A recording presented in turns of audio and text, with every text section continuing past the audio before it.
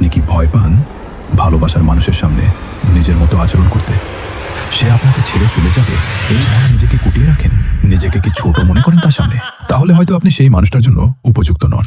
রিলেশনশিপের প্রথম দিকে আমরা সবাই একটু সংযত আচরণ করি সামনের মানুষটার কথা ভেবে, কিন্তু যখন আস্তে আস্তে সেই মানুষটা আমাকে আমার মতো করে অ্যাকসেপ্ট করে নেয়, তখন আমরা তার সাথে নিজের মতো আচরণ করতে কমফোর্ট ফিল করি।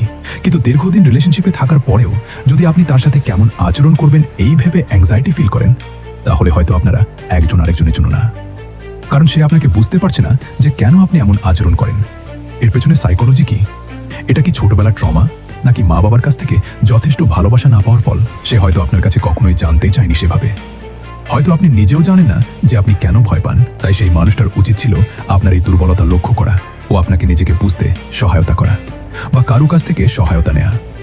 নিজেদের মধ্যে মানসিক মিল ও গভীর বোঝাপড়া না থাকলে সেই রিলেশনশিপ একসময় গিয়ে ভেঙে পড়বে। আদর্শ পার্টনার হলে এই বোঝাপড়াটা খুব দ্রুত হয়ে যায়। ভিডিও শেষে হয়তো আমি হারিয়ে যাব, তাই চাইলে ফলো করে রাখতে পারেন তানভীর ইসলাম মাহফুজকে। ধন্যবাদ।